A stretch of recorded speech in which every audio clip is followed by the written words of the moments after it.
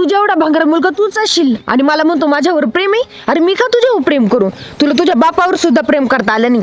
गेले 5 वर्ष तू तुझ्या बापासोबत सुद्धा बोलत नाही. इतका मूर्ख मुलगा मी पहिल्यांदाच बघितलाय. स्नेहा, हे बघ, माझ्या बापाचं नाव माझ्या समोर काढू नको.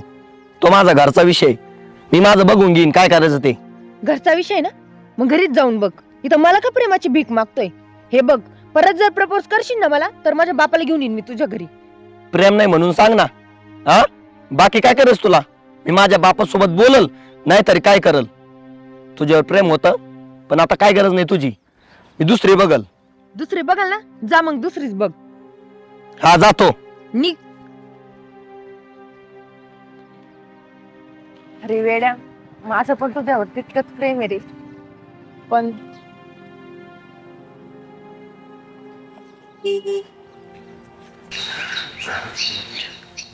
बापासोबत कुणाला बोल वाटत नसतं रे, पण बापच माझ्यासोबत बोलत नाही. कुणाला सांगू? आई गेली तेव्हा बापानं दुसरं लग्न केलं आणि मला परक्याची वागणूक दिली. बाप मात्र खुश राहायला लागला, पण मला दुःखात टाकलं. गेली 5 वर्ष झाले मी बापासोबत बोलण्याचा प्रयत्न करतोय, पण हिंमत नाही होत माझ्यात. मी तुझं दुःख समजू शकतो रे, पण बापाला पण बोलू वाटत असेलच ना. असं किती दिवस चालणार आहे? आणि तुझी दुसरी आई भोळी आहे रे, तिचं तरी कुठं एवढं असतं? तिच्यात मी आईच पाहतो, पण बापाचं काय करायचं? मी बापासोबत बोलत नाही म्हणून लोक मला नाव ठेवतात. माझ्यावर खरं प्रेम करणारी मुलगी सुद्धा त्याच्यामुळे माझ्यासोबत भांडते. मला काही समजत नाही, काय करावं काय नाही. हे बघ, तेवढं लोकांचं कशाला मनावर घेतोय? आणि तुझं स्नेहावर खरं प्रेम असेल तर कशाला तिच्या संगती भांडतोय? आज ना उद्या तू तुला भेटणारच आहे ना, आणि तू बापा संगती बोलल्यावर तू तुला भेटेलच ना. जाऊ दे, नाही भेटली तर नाही भेटली.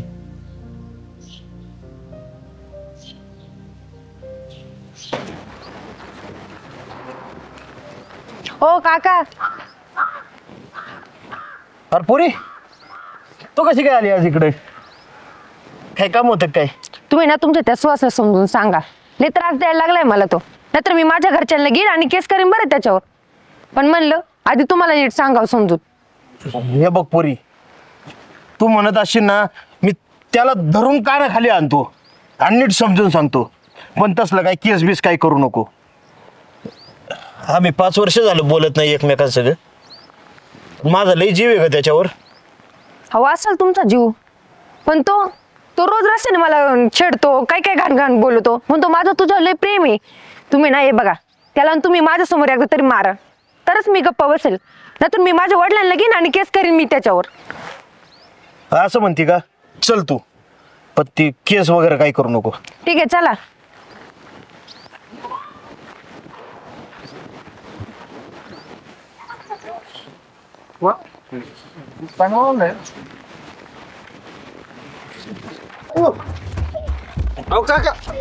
काका सोडा ना त्याला.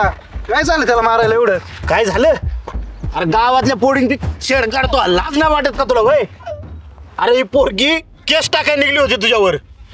मी अडवली म्हणून थांबली ती. पोरी, तू सांगत असेल तर सांग. अजून म्हणता मी लाज वाटायला पाहिजे. गावातल्या पोरींची छेड काढतो तू. पाय पड पाय तिच्या, पड पाया आणि माफी माग. मी नाही देणार तिला त्रास कधी. पाया पडतो. नाही, राहू दे सुहास. पोरी, तुझं समाधान झालंय का सांग, नाही तर अजून फटकून काढतो इथं याला. नाही, राहू दे सुहास, नको पाय पडू. अहो, तुम्ही बापलेकाने एकदा तरी समोर यावं, थोडंसं बोलावं, निदान भांडण तरी करावं. बस याच्यासाठीच मी प्रयत्न करीत होते. अहो, गेली 5 वर्ष तुम्ही एकमेकांशी बोलत नाही. मला खरंच खूप वाईट वाटतं. हे बघा, मी केस वगैरे काही करणार नाही.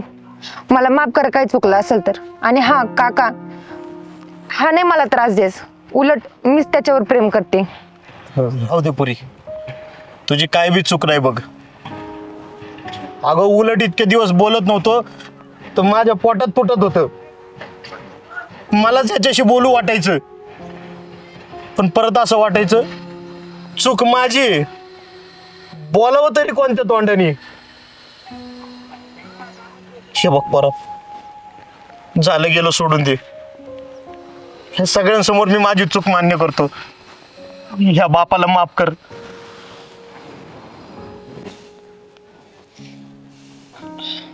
चला जाऊ आपण. चल.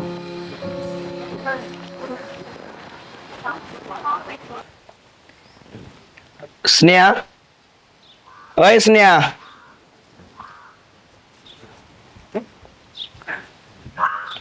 अगं चल ना घरी, मी तुला न्यायला आलोय. तुमच्यासारख्या गुंडासोबत लग्न करून ना मला पस्तावा आलाय. आणि आता तुम्ही जेलमधून आले ना, मी नाही संसार करू शकत तुमच्यासोबत. अगं चुकलं माझं, मला माफ कर. मी आता सुधराल ना खरंच. पण काय गरज होती तुम्हाला दुसऱ्याच्या भांडणात पडायची? तुम्ही 2 वर्ष जेलमध्ये होते ना, तेव्हा माझ्या जीवाला माहिती मी काय काय सहन केलंय ते. आणि आता म्हणते चल सासरी, मला नाही यायचं सासरी. मी इथंच खुश आहे माझ्या बापाच्या इथं. अगं गुन्हा करायची कोणाला हौस नसते. रागाचे भरत झालं माझ्याकडून, पण तू जर साथ देणार असशील ना, मी गेलेली इज्जत सुद्धा आणू शकतो परत. अहो तुम्ही केलं रागाच्या भरात गुन्हा आणि गेले जेलमध्ये, पण आम्ही इथं मेल्यासारखं जगलो ना. लोक किती नाव ठेवत होते आम्हाला. तुमच्यामुळे आमच्या सगळ्यांना त्रास झाला. लोक म्हणत होते तुमच्या बापाला की बघा म्हणे मुलगा हा गुंडच निघाला. माझ्या आई वडिलांना किती त्रास. त्यांना म्हणायचे तुमचा जावई गुंड निघाला. हा त्रास काही तुमच्या गुन्ह्यापेक्षा कमी नाही. माझ्याकडून झाली चूक, पण जाऊ दे ना आता. तुझी मला खरंच खूप गरज आहे आता. तू माझ्यासोबत चल. मी नाही येऊ शकत, जा तुम्ही. मला जगू द्या आता, सुखाने तरी जगू द्या. आणि हा परत माझ्या बापाच्या दारात पण यायचं नाही तुम्ही. जा बरं इथून.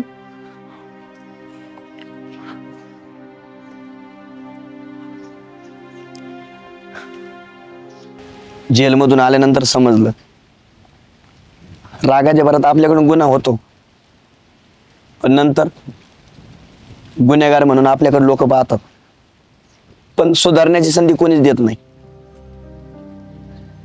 आपल्यामुळं घरच्यांना त्रास होतो. घरचे सुद्धा परक्याची वागणूक देतात.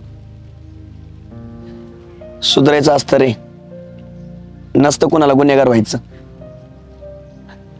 पण कोणी सुधारण्याची संधी देत नाही म्हणून घर सुद्धा सोडून जावं लागतं. हे बघ श्वास, तुझ्याकडून गुन्हा झाला, तू जेल भोगून परत आलास. आता तुझी चुकी होती म्हणून तुला घरच्यांनी नाकारलं. पण असता असं व्यसन करत नाही बसायचं. तुला बरबाद होताना पाहिले मी.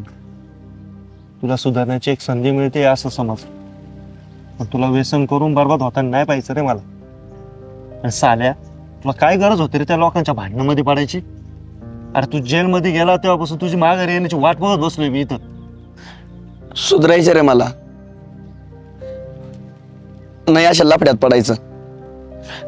पण काय करू आता, कोणी समजूनच घेत नाही. घरच्यांनी सुद्धा घरातून हाकलून दिलं. बायकोला आणायला परत गेलो, तिनं सुद्धा दारात थांबून नाही दिलं. हे बघ, काळजी नको करूस, होईल सगळं व्यवस्थित. मी येतो तुझ्या बरोबर. नाही नको, त्यांना माझ्यामुळे त्रास होतो. त्यांच्या डोळ्यात खुपतो मी. तुला चल म्हणतोय ना, तुझ्या घरच्यांनी आताच तुला जर घराबाहेर काढलं ना, मी आहे ना तुझ्या बरोबर. मी सांभाळीन तुला. चल, तुला परत बरबाद होता नाही पाहिजे मला. चल.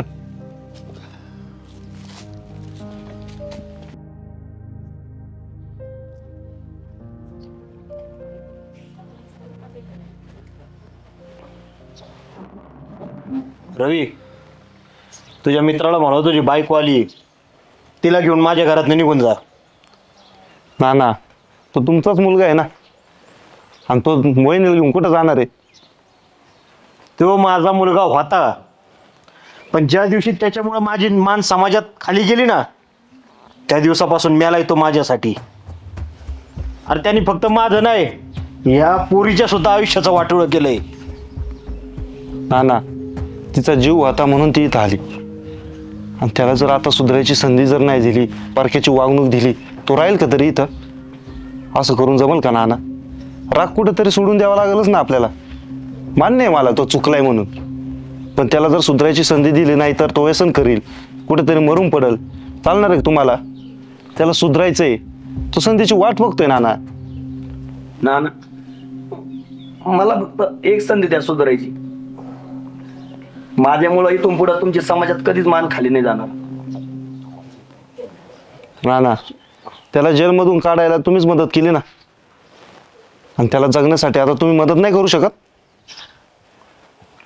चालते, तो सुधारणार असं ना तर दिली त्याला एक संधी, पण परत जर त्यानं काही चूक केली ना, या बापाचं मेलेलं तोंड बघावं लागेल त्याला. नाही ना मला खरंच सुधारायचंय. एकदा समजून घ्या आणि एक संधी द्या फक्त. अरे तू जेलमध्ये गेल्यापासून रोज तडफडतोय मी इकडं.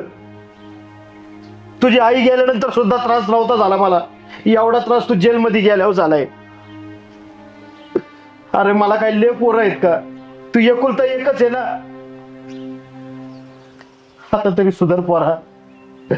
अरे लय लोकांच्या टोमण्यात होरपळावं लागलंय मला.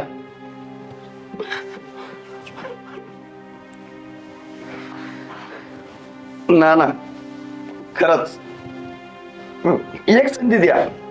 मी कधीच चुकीचं नाही वागणार, आणि इथून पुढे ना फक्त तुमच्यासाठी आणि माझ्यावर प्रेम करणाऱ्या बायकोसाठी जगायचंय मला.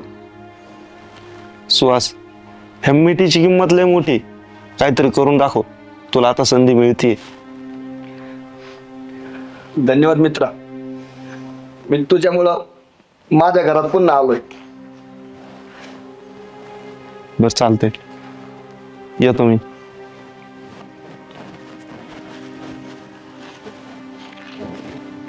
चला मग.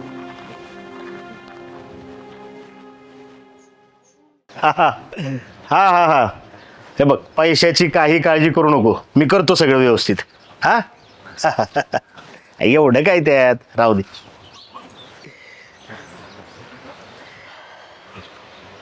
तुम्हाला जर सगळंच लोकांना द्यायचं असेल ना, तर मला बी माझा वाटा ठेवा. मला बी तुमच्यात वेगळं राहायचंय. मला नकोय असला नवरा. अगं हे बघ, आपल्याकडे आहे म्हणूनच लोकांना मदत करतोय ना आपण. देवाच्या कृपेने आपल्याला सगळं भेटलंय, काय बी कमी नाही. त्यामुळे केली थोडीफार मदत तर काय बिघडतंय. आणि हे बघ, तुला सगळं माहिती आहे, पण तरी सुद्धा काहीतरी भांडायचं म्हणून वाटा पाहिजे, वेगळं राहायचंय. अहो तुमचं कसं आहे, कुणाचं लग्न निघलं द्या त्या पुरीच्या बापाला पैसे, कुणी दारात आलं का करा त्याला मदत. कुणी शेतकरी दिसला की कर त्याला मदत, दे त्याला पैसे. मग आपण काय सगळं संपल्यावर भीक मागायची का? अगं तेवढी अक्कल आहे मला, तू नको काळजी करू. आणि आपल्यामुळे एखाद्या जर चांगलं होत असेल तर काय बिघडलं. आणि तसं बी आपल्याला मूलबाळ कुठे आहे. आणि काय करायचं एवढ्या संपत्तीचं आपण. हो, तुम्ही तर लय हुशार आहेत ना. मग सगळं संपल्यावर मला नका बोलू. काय बी संपत नाही हे तुला सगळं माहिती आहे, पण आपलं करायची बडबड म्हणून उगाच चाललंय तुझं. अहो तुम्ही सांगूच नका मला बरं का. तुम्हाला जी मदत करायची ना ती करा. मी इथून पुढे तुम्हाला काही बोलणारच नाही. हा करणारच आहे मदत. मी मदत करायलाच चाललोय, पण आतापर्यंत ज्यांना मदत केली ना त्यांचा आशीर्वाद आहेत आपल्या मागं. अगं म्हणूनच आतापर्यंत आपण ठणठणीत आहे. जा, तुम्हाला कुठं जायचंय ती मला नाही फरक पडत. जा. नाही तुम्ही नका जाऊ, मीच जाते ना. तुम्ही कशाला जाता? तुम्ही करा लोकायला मदत. जा, कुठं जायचंय तिकडं जा तू.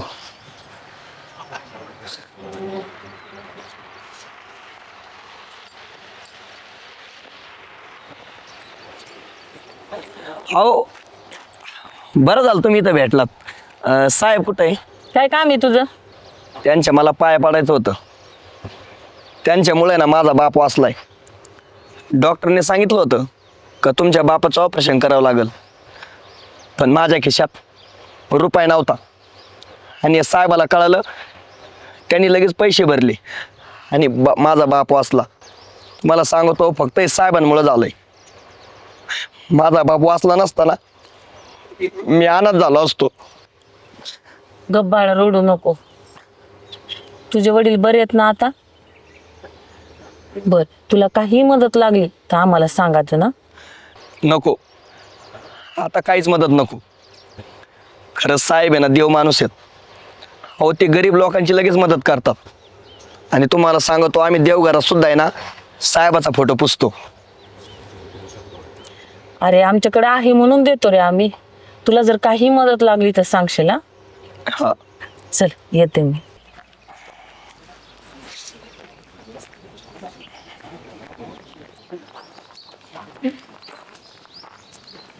अरे तू तर गेली होती ना.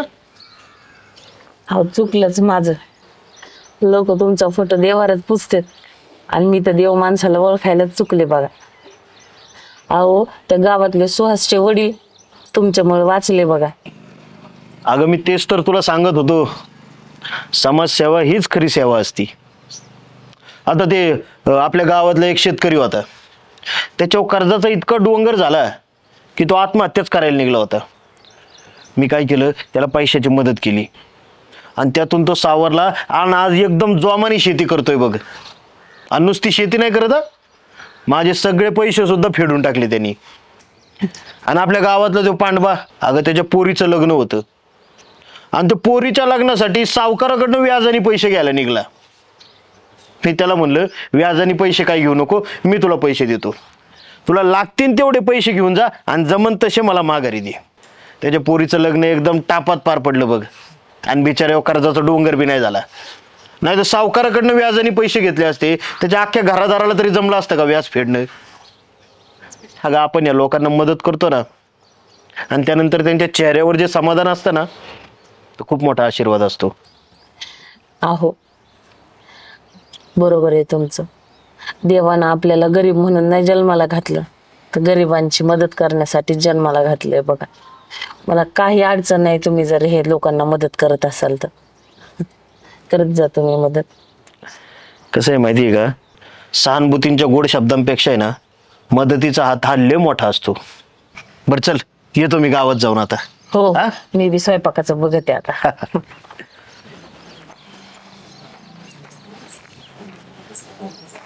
सुहास, तुझ्या बायकोला नीट सांग बर का, सारखी भांडत राहते माझ्या बरोबर. टाक मारून एकदाची. तुला कळत नाही का स्नेहा, कशाला भांडत असते आई सोबत? तुम्ही आता मलाच बोला. तुमच्या याची चूक नाही दिसत का तुम्हाला? आई तुला नाही समजत का, कशाला भांडण करते बरं? हो, तुम्हालाच बोल. बायको नाही आली की झालं तिच्या साईडनं. हा, असं करा तुम्ही दोघं मिळून मरात मारून टाका ना, म्हणजे तुमच्या घरात भांडणच नाही होणार माझ्यामुळं. आग आई असं काय बोलती? स्नेहा तुला कळत नाही का, इथून पुढे भांडत जाऊ नको, आईला त्रास होतो ना. आईला त्रास होतो, मला नाही होत का हो त्रास? तुमच्या अशा वागण्या पाहिजे ना, मला फार वैतागून गेले बाई मी. हे बघा, तुम्हाला आता दोघींना पण सांगतोय, इथून पुढे भांडत जाऊ नका. असं एक दिवस गेला ना तुम्ही भांडल्या नाही, रोज भांडण चालू आहे तुमचं.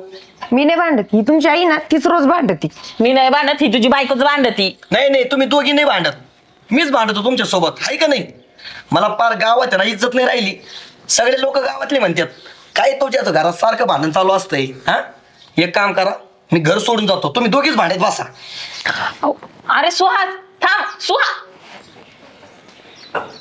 तुमच्यामुळे तर माझ्या नवऱ्याला काय झालं ना, मग बघा सोडतच नाही मग मी तुम्हाला. अगं तुझाच कोणी आहे काय, माझा लेक आहे ना.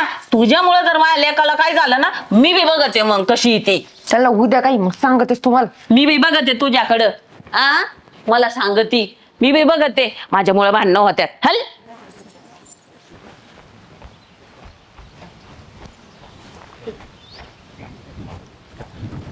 श्वास काय रे, कुठं चालला? आणि आज दर्शनाला नाही आला गावात? कसं येऊ दर्शनाला, घरातली भांडणं मिटली पाहिजे ना. म्हणजे नाही काय झाले, कोण बांधतंय?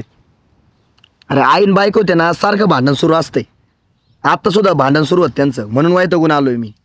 अरे घरोघरी मातीच्या चुल्या असतातच आणि चालूच राहतो प्रत्येकाच्या घरी. एवढं कशाला मनावर घ्यायचं? आणि तू त्यांना समजून नाही सांगत का? आता समजून सांगायला त्यांनी ऐकलं पाहिजे ना माझं. आईला समजून सांगितलं का, आईला काय वाटतं बायकोच्या बाजूने बोलतो, बायकोला समजून सांगितलं का बायकोला वाटतं आईच्या बाजूने बोलतो. पार वैताग आलाय मला. अवघड आहे राव. अरे लय अवघड आहे, असं वाटतं घर सोडून जावं, येऊच नाही माग. ए बाबा, असं काय करू नको. तुला एवढंच वाटतंय ना माझ्या घरी येऊन राहा, आणि त्यांना तुझी गरजच आहे ना, येतील बरोबर तुला शोधित त्या. चल लय नको लोड घेऊ. चल. बाई पोरगं कुठे गेले काय माहिती सकाळपासून. स्नेहा, ए स्नेहा, अगं इकडे ये ग. हे बघा, काही कारण काढून आता माझ्यासोबत भांडू नका. मला पहिलेच टेन्शन आले ते पासून. अगं भांडत नाही ग, मला पण टेन्शनच आलंय बघ. त्याला फोन लावून बघते का? हो मी केला होता त्यांना फोन, पण त्यांचा फोनच बंद आहे. अरे हे बघ, आपलंही चुकलं बरं. आपण हे सारखं भांडायला नको होतं. त्याचे पण डोक्याला ताणच होतं की बाई. मला पण तसंच वाटतंय. आपण ना भांडण नाही करायला पाहिजे. हे बघा, काही पण होऊ द्या, आता आपण ना भांडणच नाही करायचे. हा, मी भांडणारच नाही बाई. बरं चला, आपण कुठे गेले ती तरी बघू. उगाच आपल्या दोघींमुळे काय व्हायचं बाई. हो बाई, चल बरं.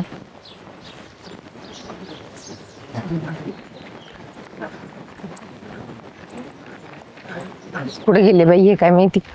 ना ग खवत सापडी ते. हे बघा, अरे एवढे सोन्यासारख्या बायकोला आणि जन्म देणाऱ्या आईला कुठे सोडून चालला होता रे? काकू तो नाही येणार आता घरी. तुम्ही रोज भांडण करता, त्याला घरात राहूशी तरी वाटेल का? अरे आता आम्ही ठरवलंय, आम्ही अजिबात भांडणार नाही. मायलेकी सारखं राहणार आहे. हे आधी तुम्ही ठरवायला पाहिजे होतं. तुम्ही रोज घरी भांडण करता, तुमच्या घरात सुख तरी राहते त्याच्यामुळं. हा, हे तुम्हाला तर समजतच नाही. त्याने तुमच्याकडे लक्ष द्यायचं, त्याच्या कामावरती लक्ष द्यायचं. आणि त्याने बाहेर जाऊन काम केलं तर पैसे येणार आहेत ना घरात, तर तुमचं घर चालणार आहे ना. पण तुम्हाला नाही समजायचं हे. आणि त्याने त्याच्या जीवाचं काही बरं वाईट केलं तर चालणार आहे तुम्हाला? आजपासून नाही भांडणार आम्ही. चुकलं आमचं. हो, तू तुझ्या कामावर लक्ष दे. आम्हाला तरी कोण आहे रे तुझ्याशिवाय? सुहास, त्यांना तुझी किंमत कळालेली. तुझा घरी. हे बघा, घरी येतो, पण परत जर भांडण केलं तर घरी येणार नाही बरं का कधीच मी. नाही नाही, तू नको काळजी करू. आम्ही नाही भांडणार. ती मला लेकीसारखी आहे. हा, आणि आई पण मला आईसारख्याच आहे. आम्ही नाही परत भांडणं करणार. तुम्ही चला घरी. चला मग, चल. चल ना जेवायला घरी. नाही नको, मला कामावरती जायचंय. तुम्ही जावा. बरं जा. हां चल.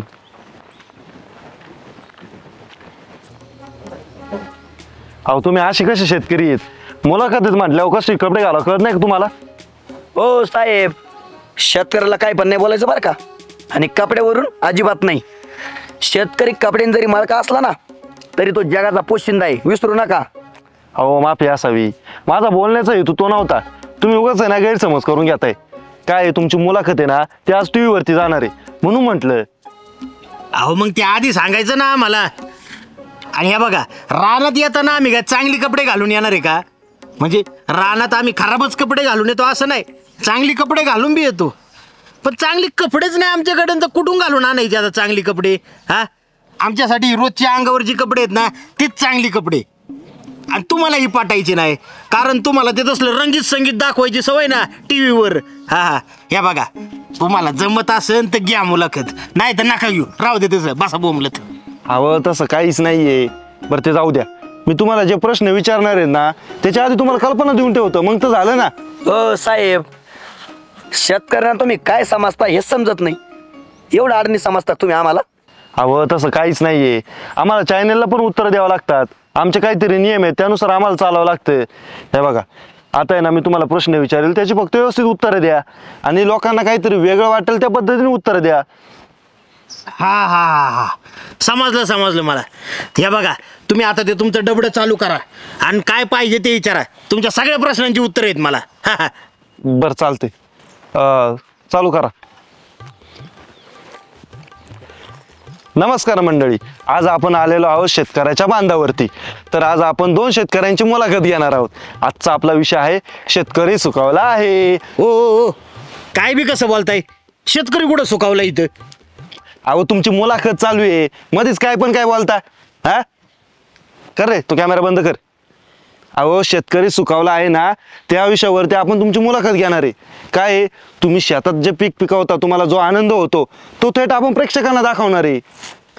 अहो पण शेतकऱ्याला आनंद झालेलाच नाही अजून. तुम्ही मला सांगा आनंद होण्यासारखं काय आहे शेतकऱ्याच्या घरात?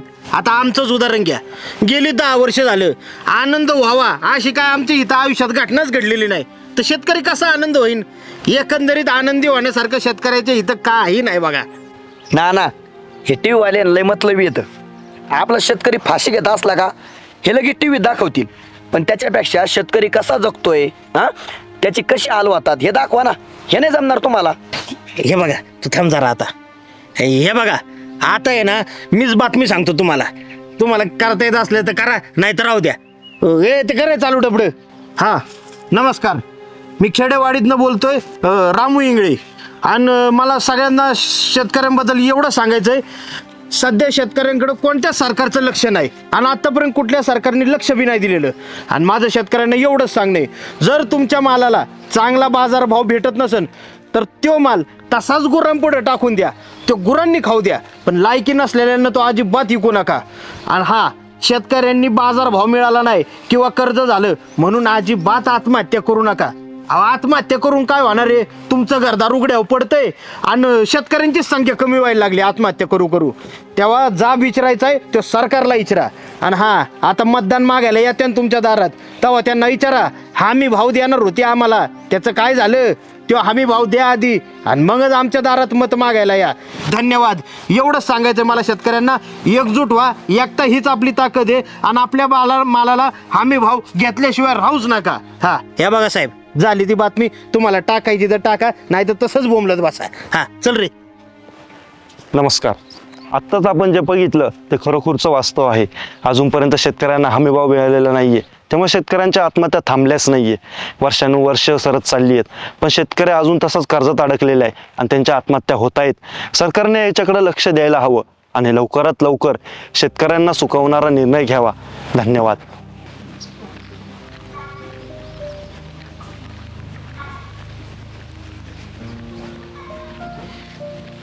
काका पाय पडतो. अरे अहो तुमच्यामुळे एक शेतकरी फाशी घेण्यापासून थांबलाय आणि त्यांनी सगळ्यांना सांगितले की आजपासून कुणीच आत्महत्या करणार नाही. आणि ते बोललाय की मी सरकारला हमी भाव द्यायला भागच पाडन. तुमच्यामुळे खरंच वाचलाय एक जण. भाईला ते पत्रकार बोलताच फास्ट निघलं रे. बातमी लगेच टीव्हीला गेली. पण आयलंय सगळं किती फास्ट झालं ना. पण जाऊ द्या मरू द्या, माझ्या बोलण्यामुळे एखाद्याचा जीव वाचला हे महत्वाचं आहे. आणि मी काय म्हणतोस ना, जोपर्यंत आपण एकत्र येऊन माल पुरवठा बंद करीत नाही ना, तोपर्यंत आपल्याला काही योग्य बाजारभाव भेटणारच नाही बघ. हा ते पण आहे, पण कामामुळे कोणी एकत्र येत नाही ना हो, कारण जवळ पैसा नसतो. मग नाविलाजांनी मिळेल त्या भावातच माल विकावा लागतो. मी काय म्हणतोय, आज रात्री आहे ना आपण सगळ्यांनी एकत्र व्हायचं आणि सगळ्यांनी मिळून ठरवायचं, जोपर्यंत आपल्याला हमी भाव भेटत नाही तोपर्यंत आपण आपला माल बाजारातच पाठवायचा नाही. व्हायला आपल्याला हमी भाव नाही ना, मग यांना बी खायला नाही, मरू देतं शिवपाशी. ठीक आहे, मी बाकीच्या महिलांना सांगते. आणि मी मित्रांना सांगतो.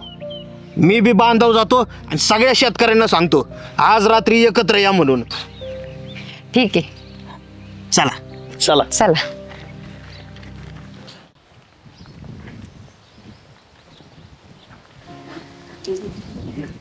आयला रव्या, तुझ्या मामाच्या गावात लय सुंदर पोरी इथं. अरे पण आपल्या गावात नाही येणार त्या. का? अरे जशा इथल्या पुरी ना तसे त्यांच्या मागण्या पण लय मोठमोठ्या आहेत. अरे लग्न करून सगळ्या शहराकडे जाणार बघ. अरे पण तुला काय गरज आहे? तुझ्या मामाला एवढी भारी पोरगी ना, ती नाही का मागच्या महिन्यात आलती घरी. ती वय, अरे तिचं नाव पूजा आहे. तू लग्न करणार आहे? नाही. मग माझी सेटिंग दिन लावून बघू.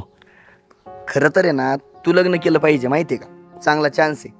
नाहीतर ती सुद्धा जाईन शहरात निघून. मला नाही करायचं तिच्याशी लग्न. का बरं? अरे तिची एक लहान बहीण आहे, स्नेहा नाव आहे तिचं. तू जर तिला बघितलं ना चक्कर येऊन पडशील. तू इतकी सुंदर आहे दिसायला. आयला एवढी भारी आहे? हा, पण तू तिच्याकडे नाही पाहिजे का, ती फक्त माझीच आहे. अरे माझी लहानपणापासून इच्छा होती माझं आहे ना सुंदर बायकोशी लग्न व्हावं. आणि मला पाहिजे ना तशीच आहे ती. तू देख ना आहे म्हणा तेवढा, तसा कावळा देखणाच असतो आहे की नाही? गप्पे, मला माहिती मी काळ आहे. बरं चल मामाकडे जाऊ, ती भेटली तर तिलाही पाहू. पण स्नेहाला बाहेर नाही पाठवत रे मामा. का? अरे गावातली पोरं पळत राहतात ना मग तिच्याकडं. हा जाऊ दे बघू दे, मी आपलं पूजाला पाहतो. यात चाल पुढे.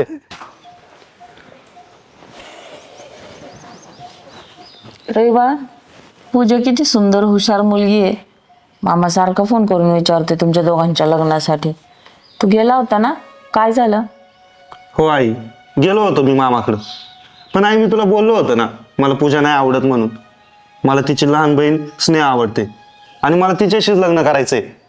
मामा जर तिच्याशी लग्न लावून देणार असं माझं तरच मी लग्न करीन, नाही तर मला लग्नच नाही करायचं. अरे पण ती लहान आहे, शिकते अजून. मग शिकू दे ना आई, लग्न झाल्यावर पण ती शिकल, मला काहीच प्रॉब्लेम नाही. पण आई ती दिसायला एवढी सुंदर, गोरी गोमटी, जणू स्वर्गातली अप्सराच. मला अशी सुंदर बायको भेटली नाही, एकटक तिच्याशीच बघत बसून. पण मला आई तिच्याशीच लग्न करायचंय. काय हट्ट हा तुझा, मी बघते बोलून मामाशी.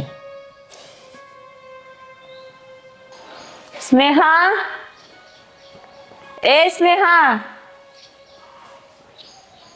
का सासूबाई? जा बरं जरा भाजी घेऊन ये बाजारातून. बरं. थांब, एकटी नको जाऊ, मी पण येतो तुझ्याबरोबर. चल.